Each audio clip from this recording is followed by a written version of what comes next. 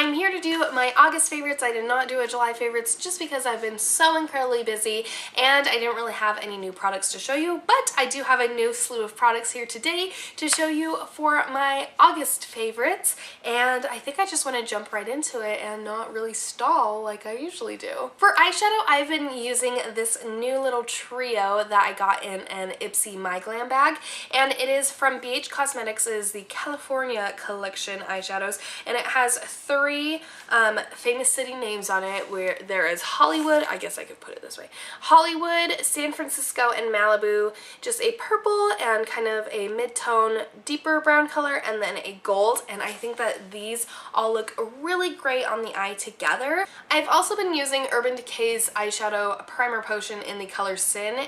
This is the old packaging of it. That's how long I've had this and how long it has been lasting, because I don't use it all that often. I have been using it lately though, for any kind of neutral eyeshadow look that I do, like anything with my Naked palette or any kind of neutral shadows that are just brown, which is pretty much my go-to eyeshadow look, even with this, even with like the purple and everything. So I do use this as my eyeshadow base. I just love that it has this like nice little bronzy, sultry color to it that adds kind of a different dimension to my eyes and makes my eyeshadows on top of it last longer. I'm not sure if I've mentioned this in a video or not. I probably should keep track of these type of things, but I have been using the Eyeko London Skinny Liquid Eyeliner in black, and it is just a felt tip eyeliner like this, and I've been using this to line my upper lash line, and I love how I can give myself like a little wing with this. It's really easy. I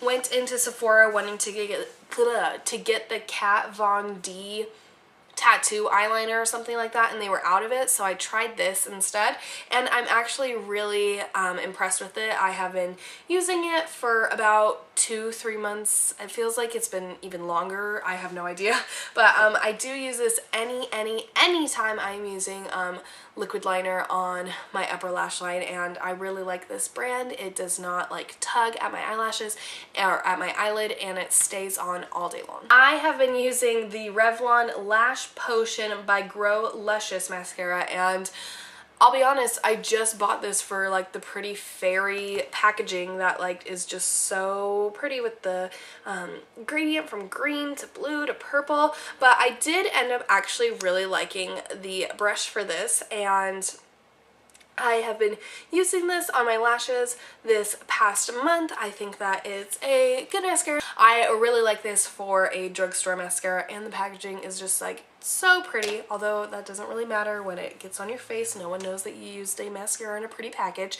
I've also been using the Maybelline Falsies Big Eyes mascara. I had heard a little bit about this and wasn't like sold, like, oh, I need to like run out and get that, but me being the mascara junkie that I am, I of course had to try it. So this mascara is unique in the fact that it has two sides. The upper lashes has this wand. It's kind of a cone-ish kind of shape for it.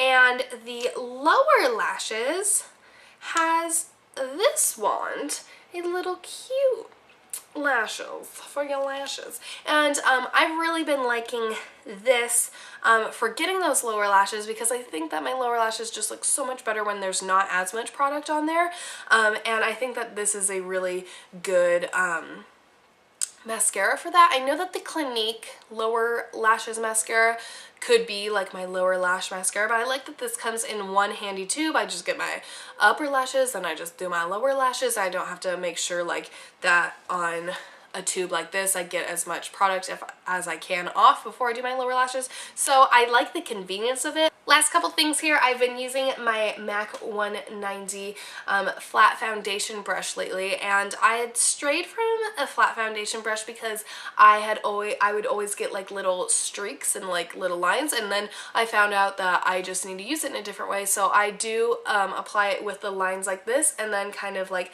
fan back and forth and buff it into my skin. I figure I got this for a birthday or Christmas present or something like that, I always ask for a MAC brush just because they're so expensive, and I've been doing that for a while now. But I just figured, like, since this was an expensive brush, solo-y, I should try and use it more often, and I've really been loving it. My favorite thing about this brush is how close you can get in around your nose and in your eye area. It's just like really precise and easy to do, just like a paintbrush.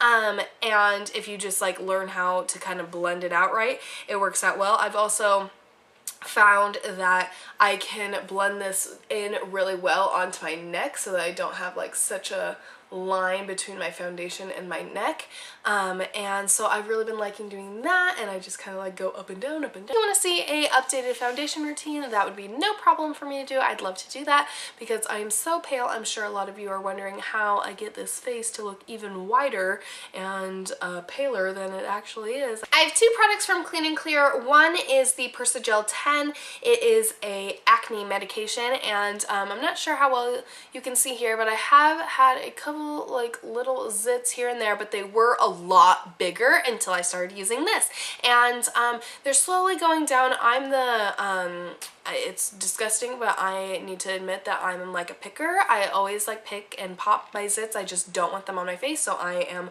the one to mess with them, even though I say you're not supposed to, but I don't practice what I preach. I do it all the time. So if you feel bad about it, we can feel bad together. But I have been liking using this on a Q-tip and just doing it like right before I go to bed, and then in the morning it seems like the redness and a little bit of the swelling has gone down, and then they're just like kind of these little zits that I'm always like wanting to like get rid of.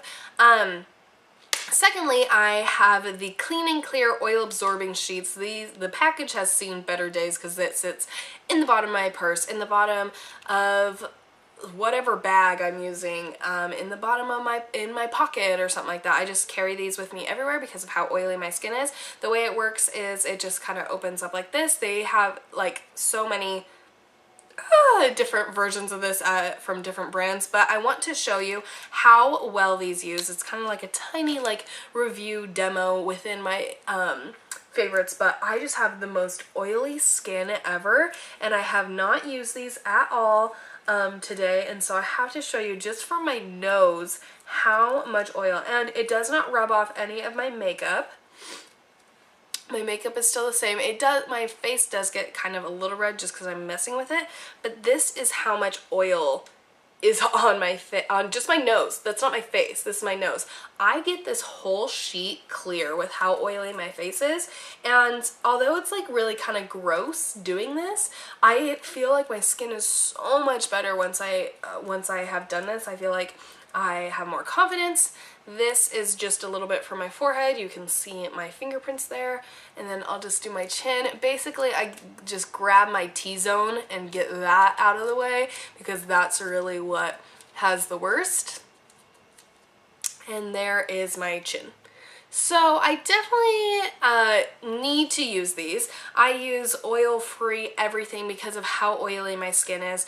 If you have any oil control product suggestions, then please leave those down below because I'm constantly looking for something because I hate looking in the mirror and seeing how oily my face is. Finally, I've been using a new moisturizer. I love my Aveeno moisturizer, but I figured it was time to kind of break out of that little shell and try something new. So I am trying and loving the Simple Sensitive Skin Experts Protecting Light Moisturizer. It is oil-free and has SPF 15. This is what the bottle looks like, and it just is like a little pop cap and you just squeeze it on out.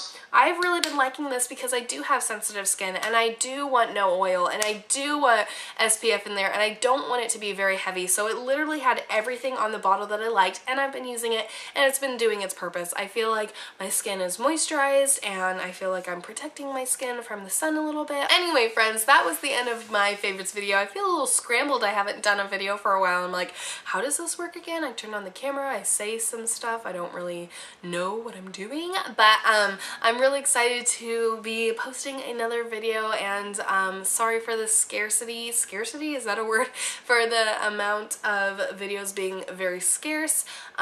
It's just a kind of given of what's going on lately. I am so excited to be back on here and to see my friends again, and I hope that you are too, and I will see you in my next video. Bye, friends.